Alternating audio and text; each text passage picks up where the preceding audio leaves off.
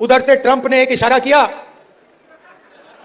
Phone उठाया, कहा मोदी जी क्या कर रहे हो?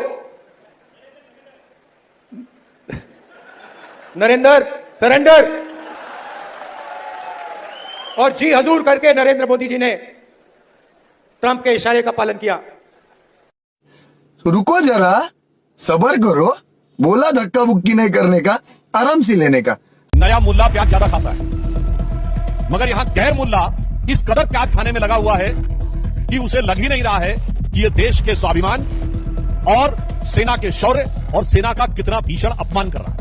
15 जुलाई 2011 को आपने कहा it's impossible to totally control terrorism, यह था आतंक के आगे सरेंडर। 26/11 के हमले के बाद आपकी सरकार ने शर्म शेख में कहा कि कंपोजिट डायलॉग प्रभावित नहीं होगा आतंकी घटनाओं के साथ, यह था आतंकी मानसिकता के साथ सरेंडर। 1995 में नरसिम्हा राव सरकार के समय एक फोन आया और America and Europe are silent and not interfering in India, यह था सरेंडर। 15 जुलाई 2011 को आपने कहा it's impossible to totally control terrorism, यह था आतंक के आगे सरेंडर। 26/11 के हमले के बाद आपकी सरकार ने शर्म शेख में कहा कि कंपोजिट डायलॉग प्रभावित नहीं होगा आतंकी घटनाओं के साथ, यह था आतंकी मानसिकता के साथ सरेंडर। और अभी तो रुको, क्लाइमैक्स अभी बाकी है। राहुल गांधी जी से कि अगर आपको यह समझना है सरेंडर तो याद करिए, राहुल गांधी जी केवल 2 साल पहले आप विदेश में गए थे और आपने कहा था why the defenders of democracy America and Europe are silent and not interfering in India, यह था सरेंडर।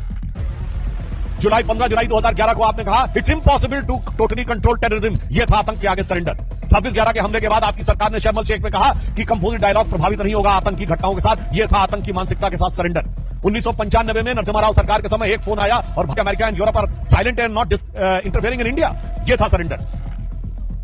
15 जुलाई 2011 को आपने कहा it's impossible to totally control terrorism, यह था आतंक के आगे सरेंडर। 26/11 के हमले के बाद आपकी सरकार ने शर्म शेख में कहा कि कंपोजिट डायलॉग प्रभावित नहीं होगा आतंकी घटनाओं के साथ, यह था आतंकी मानसिकता के साथ सरेंडर। 1995 में नरसिम्हा राव सरकार के समय एक फोन आया और भारत ने अपना एटॉमिक एक्सप्लोजन रोक दिया, यह था सरेंडर।